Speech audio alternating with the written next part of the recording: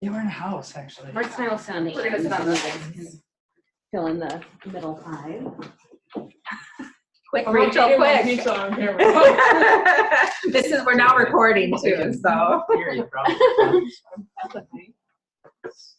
Well, hi everybody. Thank you so much for trekking across campus, rather, to join us today on this kind of rainy day. We're really thrilled to have you here, and really equally thrilled to welcome all of our recent grad panelists back to campus. Many of whom this is the first. How many of you is this the first time since graduation? No. Has it changed a lot? No, it looks the same. It looks the same. This event is called Finding Your Path. Recent grads share major and career advice. And what we're hoping to do today is hear some stories and advice from recent grads who maybe started out uncertain of their major or career path, or were very certain of it, but then something happened along the way that changed their mind. We know that you might be coming to this event in varying stages of your own major and career exploration. And so we want to make this all about you. We want to hear from you, your questions. What do you need to know in order to feel like you're inching your way towards figuring out what you're excited and passionate about studying? I also just want to mention we've got a great representation here from the CAPE staff. So it's your lucky day if you want some hands-on coaching today as well, because we've got a lot of experts in the room as well who can chime in. So again, just want to thank you so much for coming. Thank you to our panelists, and to let my fellow facilitator here introduce yourself. Hi everyone, my name is Lucy Riley. I'm one of the academic and career coaches in CAPE, the Center for Academic Planning and Exploration. As Marissa said, thank you again for being here, to the participants, to the panelists. This is our inaugural collaboration with UMAA to really help current students, recent graduates, to hear stories of people who were in your shoes at one point. So we have a great group of panelists here, and we're excited to get started. And two things I realized I never introduced myself. So I'm Marissa Smith. I work in the Alumni Association as the Director of Student and Recent Alumni Engagement. It's a newer role for UMAA, and it's all about helping bridge the gap between student and alumnihood. So we're here to make that transition smoother. And then also wanted to mention we do have people joining us online.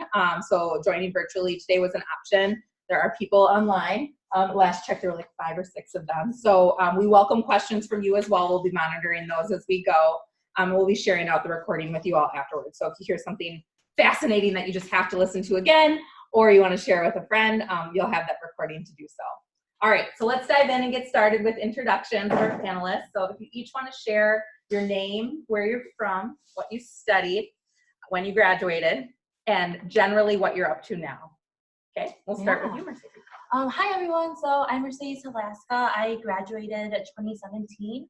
My major was HRD within CEHD, so HR development, with a few minors within Carlson for management or leadership and whatnot. After graduation, I started working within HR at a company called Deluxe Corporation, transitioned to another company called LifeSpark, still within HR, and now I completely transitioned out of HR completely, and now I work with Target Corporation within the indirect side of sourcing and procurement. Hey everybody, my name is Bruggeman. I graduated in 2016 with a degree in biology, society, and environment. Did a little studies in communications as well. My first job outside of college was actually right back here at the U.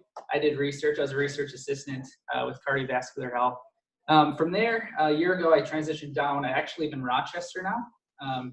I transitioned down there at Mayo. I'm a clinical research coordinator in the cancer center. So I kind of facilitate and coordinate different cancer trials. And yeah, that's cool.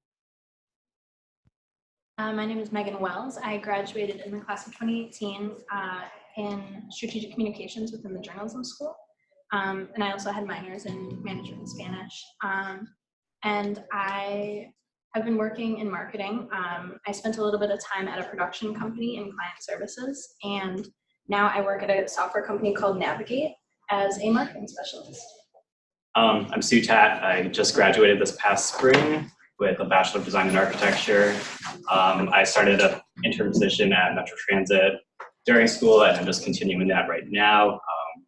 I do construction. I work in engineering facilities, so I administer contracts and manage construction projects, and basically the owner's rep. My name is Lindholm. I graduated May 2018 with a major in global studies, which is in CLA, minors in digital communication, Spanish, and sustainability. I'm from St. Paul, and what I do now, I did a year AmeriCorps program called Green Corps, and that transitioned into a full-time role as the sustainability specialist for the city of Richfield. Lots of diverse majors and career paths here, so I'm excited to jump in. And Lucy, if you want to take the first question. Yes. So thinking back when you were a student, what advice did you receive as you were deciding on your major? If you felt undecided or exploring in some way, what is some advice that you could share? Rachel, do you want to start with you and work our way back?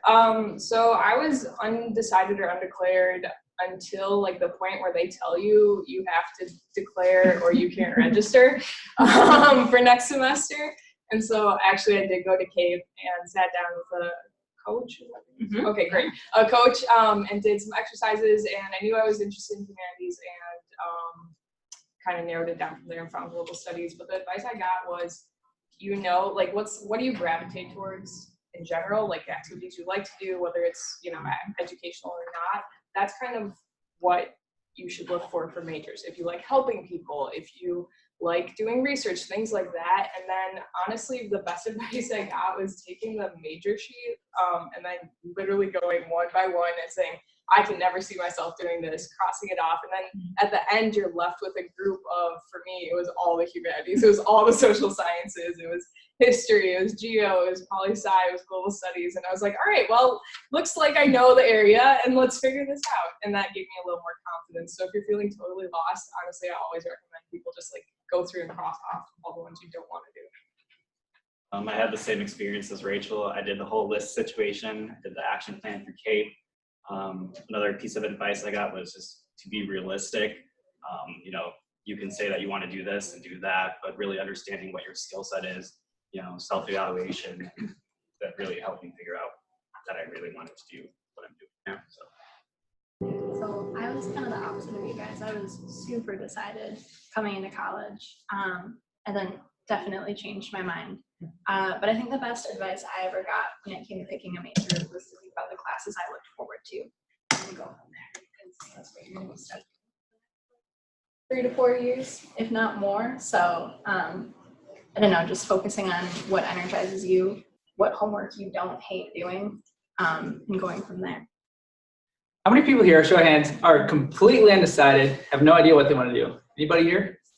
That's great. Well, you can chalk me up for that. So when I came in, I had no idea what I wanted to do. And I think the biggest thing for me was just exploring. It sounds kind of silly, but utilizing your resources of Career Center. But I honestly, even before the Career Center, starting off with just sitting down and having a conversation with your advisor.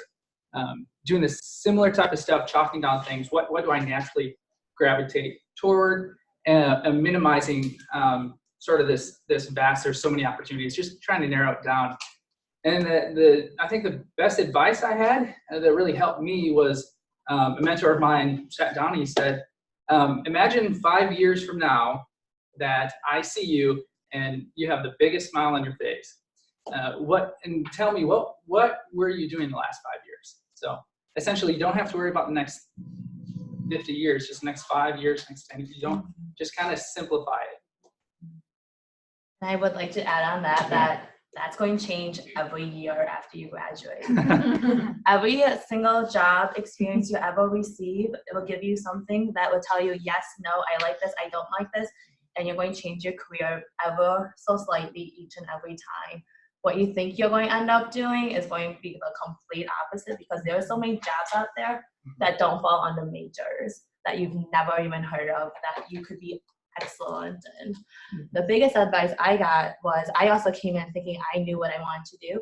But then if you've ever took chemistry 1061, you would know that's not a very easy class. And if sciences don't come natural to you, or math, then maybe that career path isn't the right option for you. So I actually talked to Ty about this and was like, hey, this isn't happening. I'm a freshman. I don't want to be stressed for my next 3 years of doing classes that I'm not really going to perform well in. So I need something that will be practical for me and realistic for what I know I'm capable of and where I can really excel and really honing onto those strengths and what that looks like for you. Also, I did come in with a very kind of business-like mindset. What's going to make me marketable after I graduate? Because I want to know what can I search in my fields within LinkedIn to make sure I know what jobs I can actually apply to when I go in the entry level. So that was something that I also was keeping in mind through my conversations with Kai. A lot of themes in our first round of answers here, and what I noticed was the process of turning what seems very uncertain, ambiguous, stressful, and inching towards joy and finding your way towards something that feels more natural. And so that's the next question's kind of just for fun, but if you could, looking back at your path, if you could do anything differently, like if there was a moment when you were exploring majors and careers and you had an opportunity to make a choice and kind of knowing what you know now, is there anything that you would do differently? And now might also be a good time to add that you don't need to feel pressure to answer every question that we did, but if you have something to share, feel free to chime in now. Going off what, sorry. Oh, What you're Mercedes said, I'm gonna admit it, I took 1061 3 times, and every time got the same grade and couldn't really figure out what I was doing wrong, but really understanding that it didn't come natural. But when I started taking design courses and actually, making things, that's something I really enjoyed. So thank you for sharing that. I think it's a really common experience, and no one talks about it, and that makes you feel alone sometimes, but it happens. I do have one quick thing. I think this doesn't apply to anyone or everyone by any means, but I think if you are looking at majors or you think you know what you're going to do or have already declared and you're still having hesitation, trust your gut, because even before I declared in global studies, I knew that was my major, and one of my biggest regrets is not declaring sooner and being a part of that community, that amazing department for a longer period of time. So don't worry, because there are so many majors out there that you might think, oh, I haven't given everyone an equal amount of time. How could I possibly know that X is where I belong? Because I think that we all kind of do know. And it's a different environment, but trusting yourself is really important. Again, to piggyback up what Rich was saying, my biggest thing was I wish I wouldn't have spent just so much time deciding a major. I think what's more important with this schooling process, once at least find an area that you like, you'll hear a lot of people, I got this degree, I'm doing a job in something completely different, and that's totally okay. So for me, I would have been okay. In hindsight, I would have stuck with the sciences right away. Did the bio right away, not jumped around so much and said, hey, I like to learn this now. Let's just make the decision, and then you've got your group that you're with, and then it's a little bit less time having to think about that and more time getting to enjoy other things. I'm going to be the opposite again. I think it's really funny that you guys are talking about not taking so long to decide, because for me, the one thing I would do differently would be to stop and think before I declared something and jumped in. Because to be honest, and I remember the application process to the U was a little confusing for me. You kind of had to pick a major right off the bat. I don't know if that's still the case, but I remember scrolling through the list. Coming from a family of entrepreneurs, I wanted to end up in something business-y. I knew I was sort of leaning into the creative realm, and I knew I wanted to travel. So I landed in marketing and international business, having no idea what either one of them meant. And I think I was too stubborn to step back and be like, wait, maybe I didn't make an informed decision. So I did my best to stick to it and to make myself fit into it. And that's why it took until my junior year to be like, wait, maybe this isn't the major for me. So I wish I would have stopped and thought and maybe Googled first. Or to add on to that, as you kind of heard, a lot of us have minors as well that accompany our major. Minors are really great opportunities just get on your resume, because that broadens your search yet again of a career option. For instance, you mentioned marketing in Spanish. Well, guess what? She can now probably go to Spain and start doing a marketing campaign or something, and be able to use those skills of those minors as well to accompany that major, or vice versa, where my minors were management, I can bring in my HR soft skills that relate to that. So definitely know that your major is great, but also think of the little minors that could kind of help build up your resume as well in your career path. Thank you all for sharing that.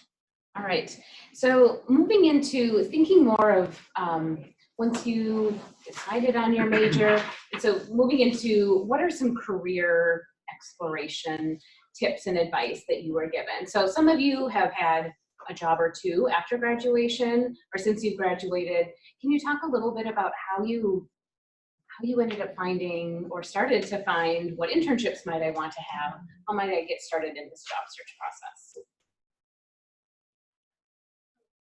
If I can sort of piggyback off of you, and I'm also going to work backwards, starting with my current job, I think my minors and a little bit of my exploration process was really important for where I am now. So I started off in the business school. I survived I-Corps and actually almost switched my major to supply chain and operations management. I think that's what it's called. Because I was so interested in it. Obviously did not go that route, but it was kind of stuck with me and I learned a lot there.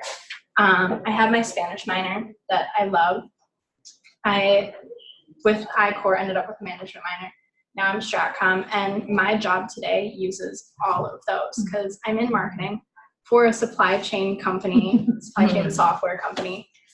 So I use the things I learned in freshman year and sophomore year I-Corps, and I use Spanish because we work with different companies in different countries all day, every day. We're actually looking at opening a new office somewhere in South America.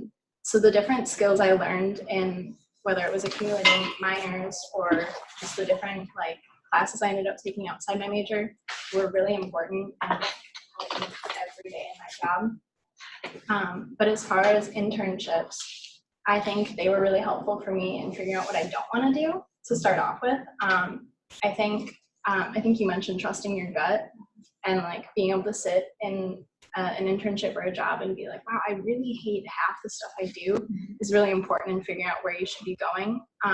But then later internships, looking at UCAPE, helped me really figure out what I'm good at and sort of hone my skills in terms of like where I should be going, what I should be staying away from, and also feeling out what I gravitate towards, which is maybe outside of my major or outside my typical career path.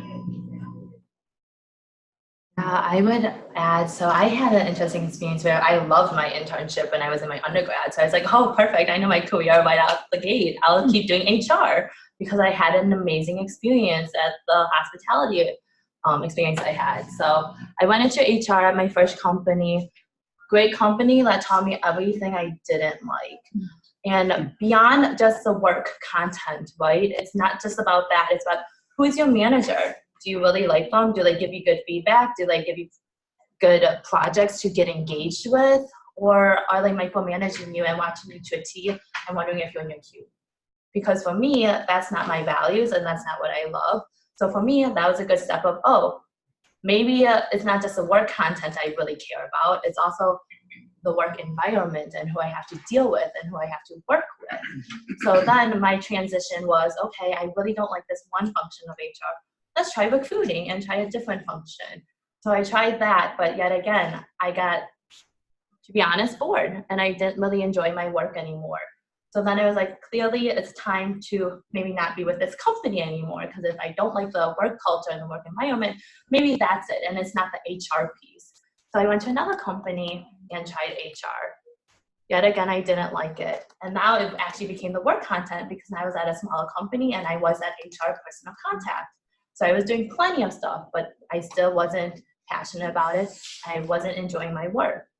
And I think this kind of goes into the conversation of mental health. When you graduate, you don't have a counselor there with you all the time to be able to guide you sometimes. So it's really learning to build that grit, what it takes to really go through the job search and keep finding what you truly love. Because not everyone can just quit and be like, okay, I have now 6 weeks to find a new job, because you still have your income you have to worry about now, because I don't have school as a structure anymore, so I need to learn to live. So learning what you love and what you don't love through each and every job experience is going to help you find that passion, find that joy of what you truly love. When I learned I didn't like HR anymore at my second company, I searched for anything. I was looking for a marketing coordinator role, a program coordinator role, anything that wasn't HR to give me a new experience. And that's how I got to where I am today at Target Corporation in indirect sourcing and procurement, because I kept inching my way through the experiences I had where I didn't like what I saw and finding what I truly do like. So my journey, I guess, has been a little interesting. I started having like stress and anxiety about what I was going to do after graduation, like for a year before graduation. And so I took one of the like career classes, and that didn't really help. And it didn't help me. I know it helped a lot of other people, but I just didn't know where I was going to go. And I knew I wanted to do something like environmental, but you know, it's not the easiest field to get into in the Twin Cities. And so I had one internship my entire college career, and it was on campus, so it wasn't even like I didn't go out, work with a different company or anything. And it was on a farm, so it wasn't, and I knew I wasn't, you know, trying to be a farmer or anything. So anyway, I heard about Green Corps in some sort of email. I don't know if it was through the Institute on the Environment or Global Studies or something, but I applied for that, and I kept like kind of applying like half-heartedly for, you know, real jobs.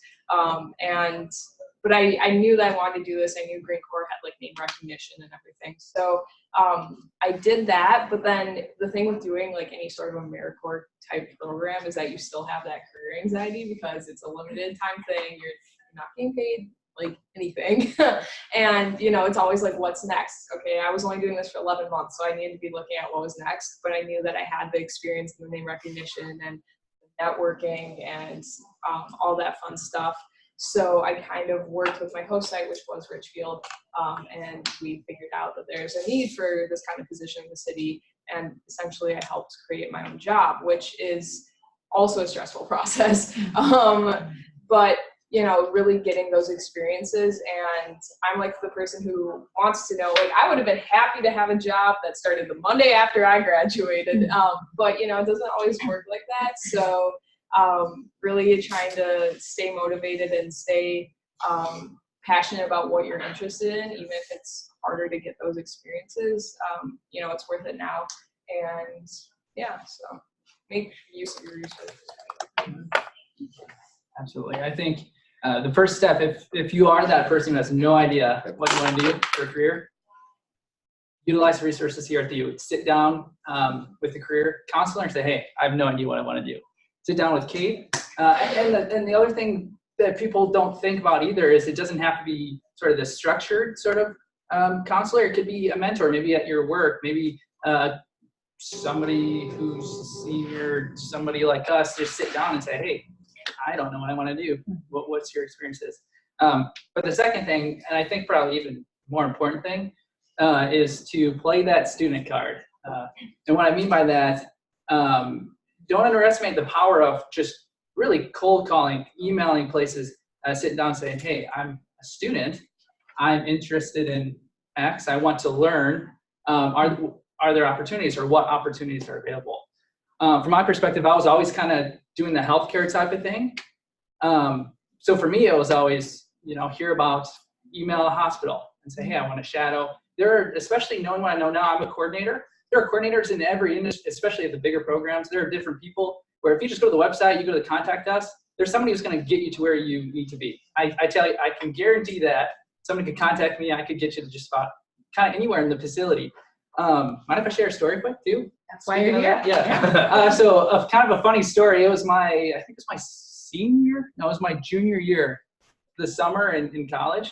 I had just got my appendix removed, and I was going to catch the train to get to class, the summer class, of course, right? And I see the train coming, and normally I would just run to catch it. Well, you know, I got my appendix removed, I can't run. So now I'm gonna be late for class, so I just have to walk. I sit down, the next train comes in 15 minutes. And I happen to sit down next to somebody next to me, and I just, whatever, just kind of start talking. Come to find out she worked for the BMT downtown, you know, at the facility here, or BMT bone marrow transplant unit. And I said, hey, I'm interested in healthcare. I want to get in, you know, some things that I would like, or this, and this. I want to get into a lab. She said, you know what? I work with such and such doctor in this facility. Let's see what we can do. So I sent her my email and sent her my resume, and then it connected me with the coordinator. And 2 weeks later, I'm inside of this lab. I'm volunteering at this lab, watching this technician make stem cells right in front of me. I was like, this is crazy, right? So those are the type of things that sort of like the guerrilla marketing, especially in today's world, utilize, play the student card. Say, I'm a student, I want to learn, and people want to help you for the most part. Don't be discouraged if people don't, because some people, and maybe they don't want to, maybe it's not the right timing, maybe whatever the case is, maybe you just contacted the wrong person, that's okay. But seriously, that's my biggest piece of advice. Just send emails, calls, like contact people, and just come at it in an approach of, I'm curious, I want to learn, maybe this is what I want to do. And it's amazing where that curiosity can take you, right? Think about how she made a job out of the city for herself. Do a network like that and just being curious like that, you could network and maybe, hey, do you have an internship for the summer that I could potentially do? You never know what can happen just through that curiosity.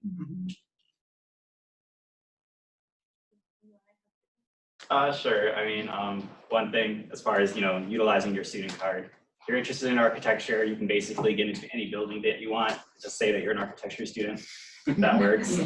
But as far as for me, during my last year, I participated in a mentorship program through College of Design, and that has really helped me. My mentor and I, we still keep in contact, being that 1 to 2 times a month, but it was really just sitting down every month. We progress. What do we want to do after graduation? What are we going to do together? Just keep exploring and talking about careers. So you all came here hoping to learn something. So we want to open it up to you. What questions do you have? And we also are inviting questions from the folks online, and there's one there now. So while you all are thinking of questions, we'll throw out this one. I heard that there's a program called IDP. Is there anyone that knows what that is? Anybody on the panel? Otherwise, I think Lucy or I could probably take that one. Another individual development plan. Close, yeah. Lucy, do you want to talk about it, or? I can. I was thinking of it in the architecture sense, so I don't know if that's what they meant. Can anonymous attendee clarify? We'll give you all the possible IDP acronyms at the university. Is it an architecture thing? It is, but just because you talked, that's why I wondered if is that what they're asking. They could just mean the Individualized degree programs. Yeah. So I don't think anyone on the panel necessarily did that, but that absolutely is an option as a choice of major. So there's a couple of different options. There's one within CLA of identifying themes and concentrations that you can combine to design your own major. And then there's also, through the College of Continuing and Professional Studies, long names, is the inter-college program where you could pick majors from multiple colleges within the Twin Cities campus. So absolutely that is a possibility. And I think when students start to think about, I have interest in all these areas, and there isn't one major that's going to capture everything, that could be an option to explore. So hopefully that answers your question online. I've had, Marissa, kind of joke. Yeah. I had friends who like designed their own majors and did like a BIS and stuff like that. Bachelor of Individualized Studies. Yeah. And I just one word of caution, and also know that it's coming from me and I didn't do any of this, but make sure that you want to do that, and what you're looking at is not just like a major minor situation. Because sometimes I've heard of people who, like design their own or, grab different majors, and then they're like, well, I was actually only interested in this one facet of this one little thing, and now it's like half of my major. Sure. So there are, places and times for minors too. I feel like in some ways we're throwing out a lot of advice, and one of the things that we'll reiterate, especially towards the end, is that you don't have to go through this process alone, that there's a lot of places on campus for you to take a lot of the things that we've shared and then have a one-on-one conversation with someone who can help you break it down for you in particular, whether that's CAPE, whether that's with an advisor or career coach, because the IDP and the ICP and the BIS are all great options for some people that require a lot of intentionality and work ahead of time. So you're not in this alone. Actually, if I can please. off of that, definitely utilize resources like what you just mentioned. I think I'm a really good testament to that, with the fact that I had not even heard of my major until Kai mentioned it to me, because I went to him in the middle of like a midterms crisis of like, I hate everything I'm doing. I don't know what I want with my life. I probably hadn't slept in like 3 days. Yes, that doesn't help. And I remember I was a marketing major, and I was like, screw it, I'm gonna be an English teacher. That's what I want to do. And he was like, hold on, pump the brakes. What if we blended those things together?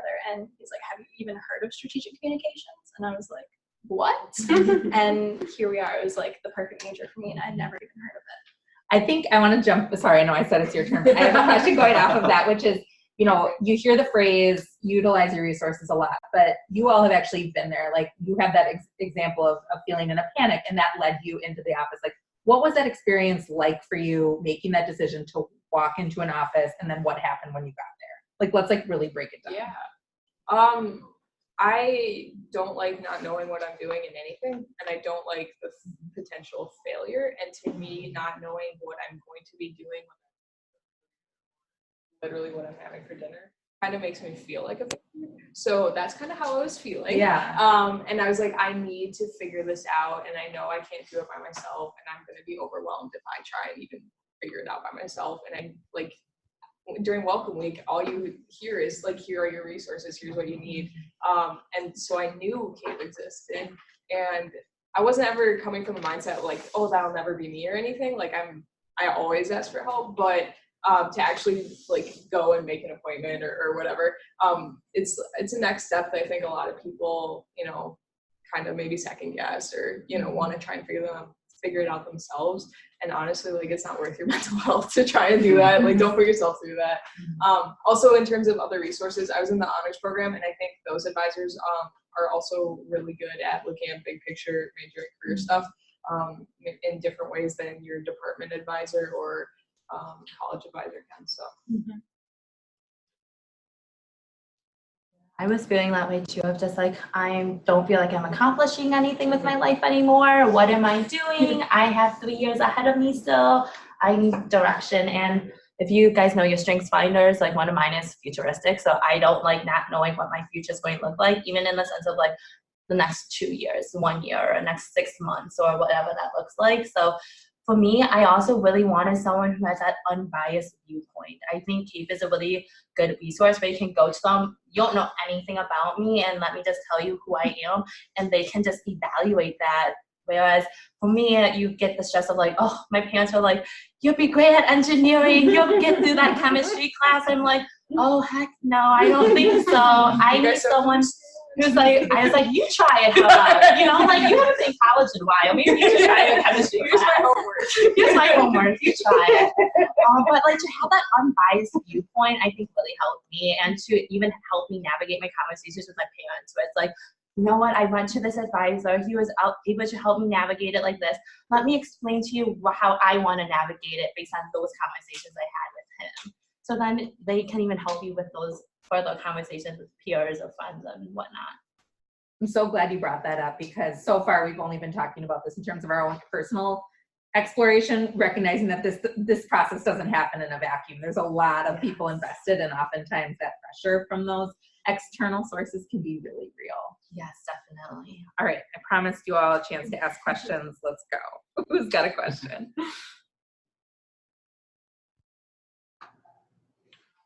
And again, for anybody who's online, you can use the question and answer icon to ask us a question.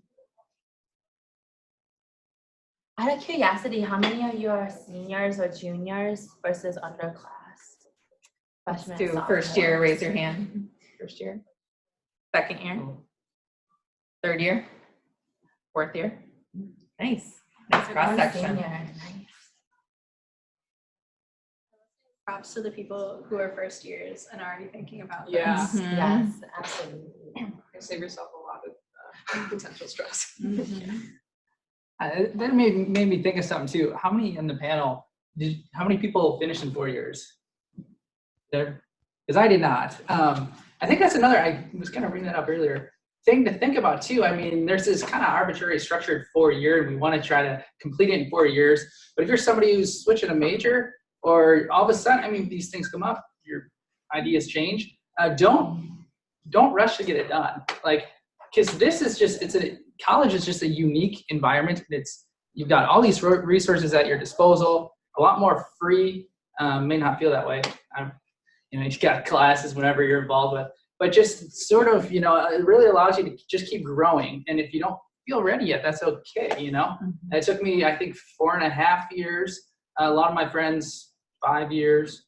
Just kind of, just focus more on figuring it out as opposed to rushing to beat some sort of clock. Just going off that, I actually graduated free. Oh, and looking back now, I really do wish I slowed down a little bit. Like, I'm so excited to start life, but also like I still have so much. I really enjoy learning, and I just feel like there's so much more. There's so many resources and professors, and so many minds here. But that's the only regret I really have. I would add from my HR perspective for my first 2 years of my career is, even if you're kind of undecided, if you're in your 3rd or 4th year, I'd say finish it. Having your bachelor's degree as a flat standard is good enough for a lot of HR people to be like, yep, you have your bachelor's degree, great. Tell me about your experiences though, of what you've done through internships, of student organizations, etc., to fit that new role that you are applying to right now as well. Because not everyone may have the resources of being able to do 5-6 years of college as well. So also being realistic with yourself of, what, sometimes I do need to just throw myself in the water and just start learning how to swim, because that's what real life is. And I'm sure all of us have that story of what it meant to go from college to now real life, and having to now work in a workplace with 5 different generations of people, each with their own different styles of work style. You will be working with people at the age of your parents all of a sudden. And it's like, oh, how do I now work with someone who's twice my age, who may not understand how Excel works? And how do I navigate those conversations? Or how do I have the conversation with a baby boomer manager who is very stuck in the mindset of, I believe you need to be in your queue and I need to see you there. Well, how do I get her to understand, well, the workplace is changing. I come from a generation where I really value my flexibility, and I hope that you trust that and what that looks like as well. So like I said, not everything's just about your major and everything. It's about who your manager is, what the work company looks like, what your actual role entails, everything above. I will say, tagging on to that, I think one of the best pieces of advice I got when exploring majors was that major does not equal career. I feel like students have a tendency to look at a major as like a life sentence, and that like, I have to have the right one or else I'm going to be miserable when I'm 50. And I mean, you're a perfect testament to that. You have only been graduated a few years and you've already changed your career path. So don't be afraid of picking something that you want to study and just seeing what happens. Are there any other, Mercedes was talking about this, of realizations that she had when she got into the working world? Any other realizations that the panelists had of things that were different than you thought they would be? Exciting things that happened? For me, I feel like the architecture program here really instills that you need to go to grad school, you need to become a licensed architect, when really, there's so much beyond that. You do construction administration, which I'm doing now, or you could be project coordinator, project manager. You don't have to be a licensed architect, and I feel like that's been instilled in the School of Architecture. I think I'm kind of criticizing it, but that's what I've really learned, right out of graduation. Like, I was planning on going to MArch right away, but I decided to take a year off because I really don't need it. So I would add on top of that, if you really want to go to grad school or a PhD program, really consider if that's really the next step you want right away. Are you sure you don't want to experience life a little bit and understand what it's like to be in a job for a few years before you really say, yes, I want to put down that money and say, yes, I want to go to a grad program? Because I think that's a great testament to that of, what, maybe I want a few years to really understand what I really value in the workplace before I really see if that next educational piece is needed for me to progress in my career. A few notes about grad school. At least in the humanities, a lot of academics will tell you don't get a doctorate unless you have complete funding. It's not worth the price. You can get experience. So, and I've heard some people say that about masters too. So just keep that in mind. And I also know personally a lot of people who kind of use it as prolonging, like entry into the real world. And I mean, I consider that too. Like, I love school, I love the structure, I love learning, and I was like, this sounds great. Like, let's just keep going. But you know, you're gonna have to enter at some point, and a lot of people also recommend getting some sort of experience before you apply for a master's. It really makes your app look better, and you kind of get a sense of what you specifically want to do. It's hard to go from undergrad to really specializing in something in grad school and you have no real world experience. And internships don't count for that as much. So like actual job experience. So that's the thing to keep in mind. A lot of people I know take a few years off, and then once they have, you know, honed in on a career or honed in on a specific field of study, it's a lot easier to make your case when you're applying. It's a lot easier to get funding. It's a lot easier to know where you want to go. So that's the thing about grad school. That was our favorite joke with my friends the summer after graduation when none of us could find a job. We would sift through all of our rejection emails and be like, so grad school. Yeah, it's real. Since graduating a few years ago, I've thought a lot about transferable skills. And I think what I've discovered from at least my job and what I could have done better in school, the big ones are time management. People say it, but they're legitimate skills, you know, not just calendars. You can, with time management, is prioritization, understanding how to prioritize.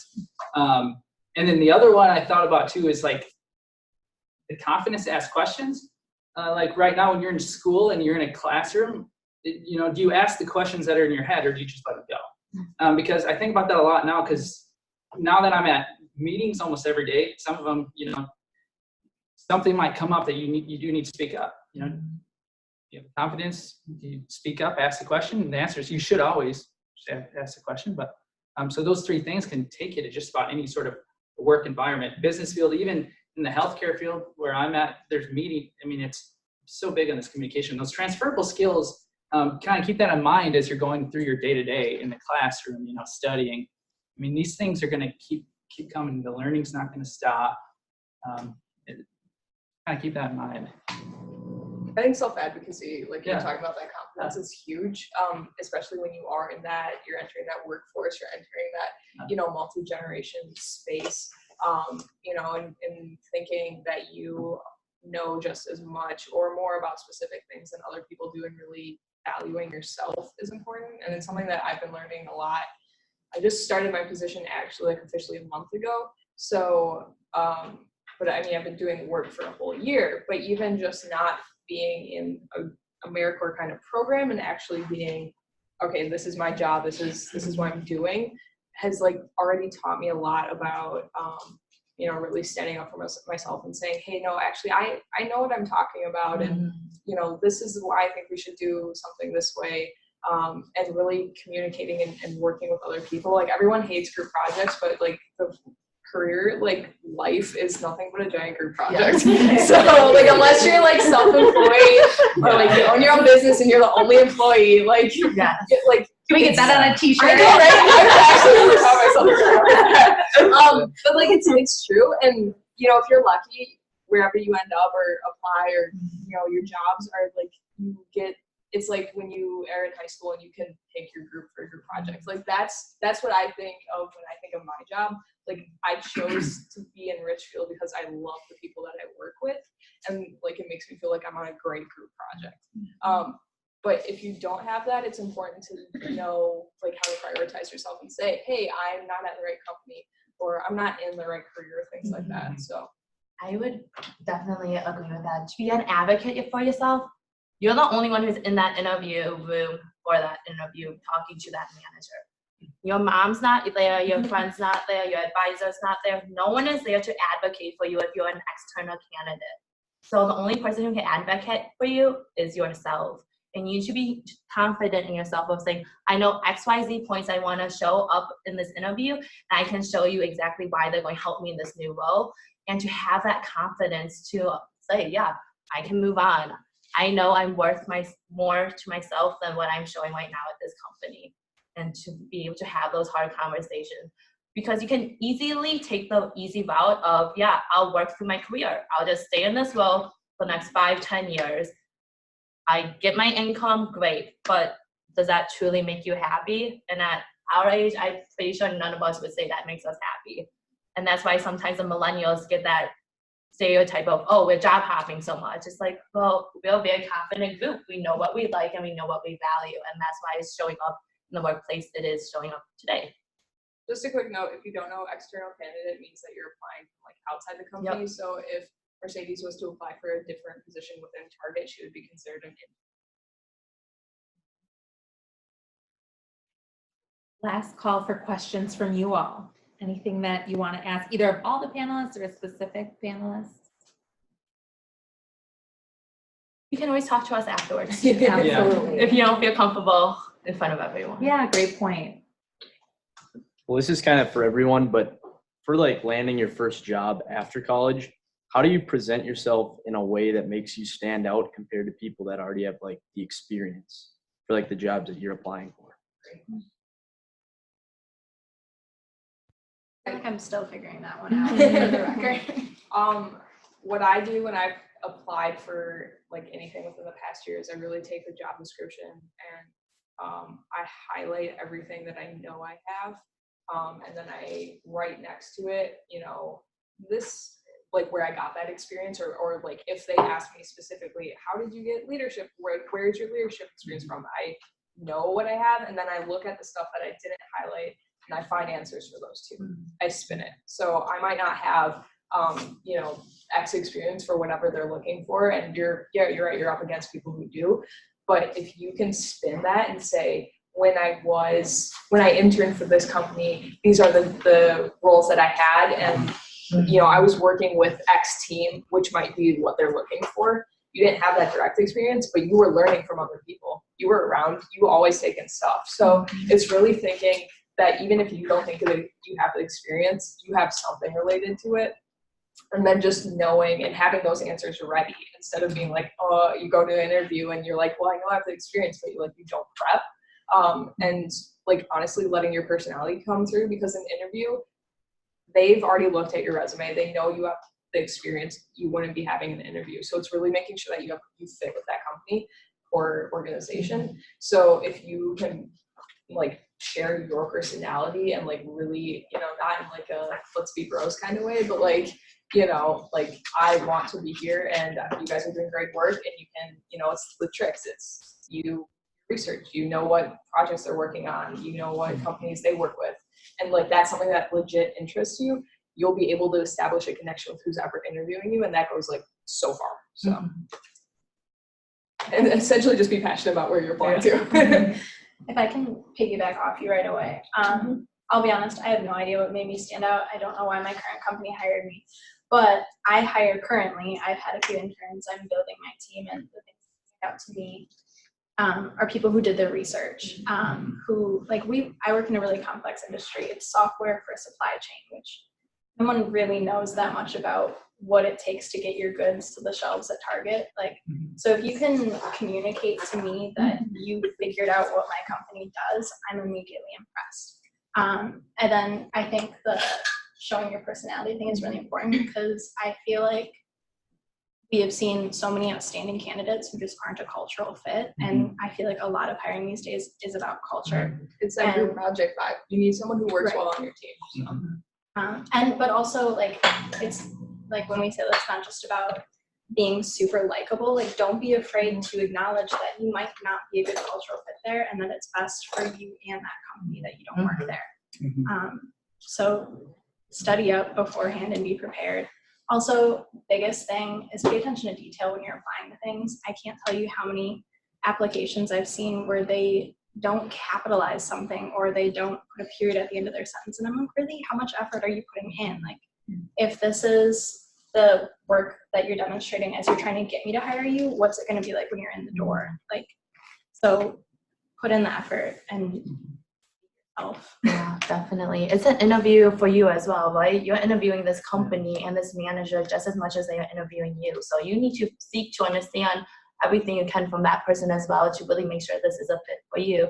In my research, definitely Glassdoor is going to be your best resource. Know what your salary is going to be looking like entry level right away, because they can definitely take advantage of you being like, oh, you're out of college, you might not know what salaries look like. So doing even that due diligence of knowing what that role looks like in the market. It should be X salary. If they're going way low, you can say, hey, I have the research and the data to show you it should actually be this amount. And I know I can bring XYZ skills to show you that I'm worth that price as well. And to have that. Within your first few minutes of that interview, they're going to be listening to that elevator pitch.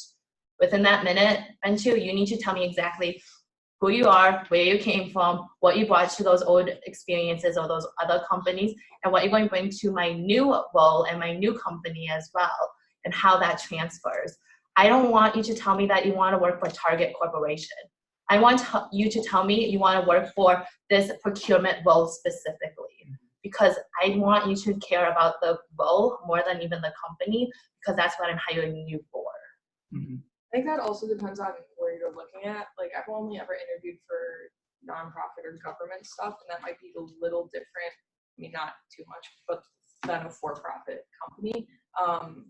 You know, ours is all about, you know, giving service to residents, municipal services. So it's a lot of making sure that you're passionate about what you're doing within the whole city, within the team. And I don't know if that's, you know, if that differs from how other companies kind of look at, you know, applicants. Like when I interviewed, it wasn't as much of that elevator pitch kind of style. It was more of like a traditional interview where I just answered the questions. And I mean, obviously they had no there for a year, but you know, it is, I think it is a little different. So knowing what you're going into as well. And knowing that format of what that interview is, right? Because for Target, I need SBO, so situation, behavior, outcomes. That's the exact format I'm looking for when I interview you. So you need to go into that interview knowing exactly what we're expecting out of you. And they tell you, the recruiters, exactly how this format's going to look like. And if they don't ask them, what is the format of this interview? So you go in prepared to talk to that big retailer or that bigger company that's looking for XYZ. Yeah. That being said, it's not a bad idea to always assume that your interview format should be SBO or STAR. You know, like always laying out a situation, outcome, what you did, things like that. That's never a bad way to just answer a question. Mm-hmm. I guess I agree with everything everybody said here. I guess simply, you know, may not have the experience, but you probably have some skills, right? I guess. So basically, I would say, you know, skills, sell your ambition, do your research, and remember that it's a relationship, and hopefully a mutual one. So don't forget that, as Mercedes was saying, they're interviewing you, but it's your opportunity to kind of interview them as well. So on the right fit. So with our little bit of time left, I know the questions are probably flowing now, but I want to make sure that we end on time, and I will volunteer a few of us to stay after to answer any other questions that came up. I just want to mention a few next steps pieces, and I've got a few from the Alumni Association that I know Lucy will talk a little bit about, Keith. The Alumni Association recently launched something called the Maroon and Gold Network. Is anybody already familiar with or has an account on the Maroon and Gold Network? Yay, a few in the room. We just hit 5,000 users, which is awesome, and it's growing all the time. What it is it's a free online platform for career networking, advice, and mentorship. So students can create accounts and log in and find alumni who have said that they're willing to help with networking, informational interviews, job shadowing, job interview strategies. So a lot of the things that our alumni have been giving advice on today, there's volunteers on the Maroon and Gold Network who are also willing to do the same thing in a one-on-one capacity. And that might be over the phone, it might be online video chat, which is actually available right through the tool, or in person. Are any of our alumni on the Maroon and Gold Network? I'm gonna finagle you to join. I should join that. I think you would all be fantastic additions to the Maroon and Gold Network. So there are some materials up here, magnets for your fridge that talk a little bit more about it. That can be a good reminder for you to join later. But remember that alumni are here to support you. We have 493,000 alumni, and there's nothing that they wouldn't do to help a current student be successful. And so networking is another key strategy, and that's where the Alumni Association comes in. We're here to help facilitate that. And well, thank you to these panelists. Yes. They were provided such excellent information as I think if you take away nothing else, know that there always is going to be somebody to help you in this process. This was mentioned several times that you don't have to do this alone. That can be really scary and intimidating. So ask for help, ask for what you need. With CAPE, that is absolutely a service that is open to all undergraduate students. So if that feels like a resource that would be helpful, please come see us. Like I said, I work in CAPE. There's a few, actually all of my colleagues are here today, so we can help you, or if you just want a question before you leave of, would this be a service that I could use, we can help you with that. And then no matter which college you're in, there is a career center. That resource came up several times, that can help you. So know that they are a really helpful resource as well. Even if you aren't really sure what types of questions you would ask, maybe you're not looking for an internship or a job right at this moment, they can still be a helpful person to talk with about exploration and what may be some of the next steps. Please leave knowing that there are people on this campus to help you. Thank you again to our panelists. As you leave, please just make sure that you've signed in so that we can send you the recording as a follow-up. Grab any pizza at the back. There's some freebies up here and some in the back as well. And please hang out. We'll be in this room for a little while here yet. So thank you all so much for coming. Really appreciate it. And thank you again. Yay! There's some CAPE information in the back corner. We have some notepads if you want to take that as well with our contact information.